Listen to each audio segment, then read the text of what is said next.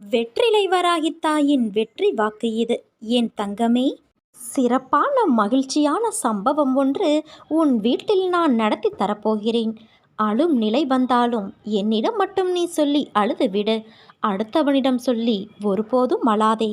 ஏனென்றால் அவமானம் மட்டுமே உனக்கு மிஞ்சும். கடுமையாகவும் எந்த நேரமும் என் குடும்பத்தினரின் சுகத்திற்காகவே உழைக்கும் நான் ஏன் கஷ்டத்தை மட்டுமே அனுபவிக்கின்றேன்? ஏனென்றால் விதி விலக்க முடியாதது. லாபத்தையும் நஷ்டத்தையும் மாற்றி மாற்றி கொடுக்கும். கர்ம வினைகளுக்கு ஏற்றவாறு இன்னல்கள் விளைவிக்கும்.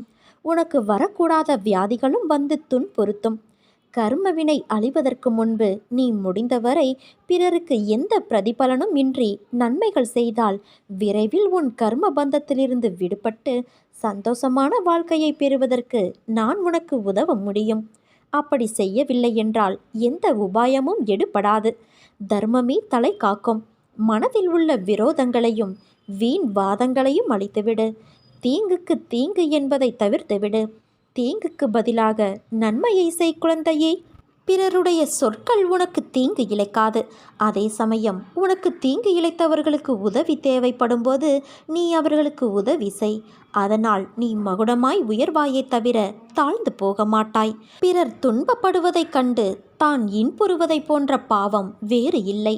அதே போல ஒரு நாளும் நீ நடந்து கொள்ளாதே. இதை நீ கடைபிடித்தால் போதும். உன் துயரங்கள் நிச்சயம் முடிவரும். அதே சமயம் பக்தி செய்தவுடனே வேண்டியது கிடைக்க வேண்டும் என்று எண்ணாதே. பக்தி என்பது இறையருளையும் புண்ணியத்தையும் பெறுவதற்கான ஒரு நுழைவுச்சீட்டு. இறைவனின் அன்பை பெற இது ஓர் அங்கீகாரம். இதை செய்துவிட்டு காத்திருக்க வேண்டும். எல்லோர் வாழ்விலும் சோதனைகள் வரும். அதன் பிறகுதான் நீ செய்யும் ஒவ்வொரு காரியத்தை பொறுத்து அவரவர் தேவைகள் பூர்த்தி செய்யப்படும். உனக்கென்று படைக்கப்பட்டது நிச்சயம் உன்னை வந்து சேரும். அதை புரிந்து கொள். உன் உழைப்பு என்றும் வீணாகாது. வாழ்வில் லட்சியத்தை அடைய வேண்டும் என்ற எண்ணமும் பொறுப்பும் கண்டிப்பாக இருக்க வேண்டும். அதே சமயம் எதையும் ஏற்றுக்கொள்ளும் பக்குவமும் அவசியம் வேண்டும். இந்த வாழ்க்கையே எனக்கு வேண்டாம் என்று சொல்லும் அளவிற்கு அனுதினமும் ஏதாவது ஒரு கஷ்டம் எனக்கு மட்டும் வந்து கொண்டே இருக்கிறதே என்று புலம்பாதே. நான் உனக்கு பலமுறை கூறிவிட்டேன். இந்த உலகில் உள்ள அனைவருக்கும் இது போன்ற நிகழ்வுகள் நடந்து கொண்டுதான் இருக்கிறது என்று.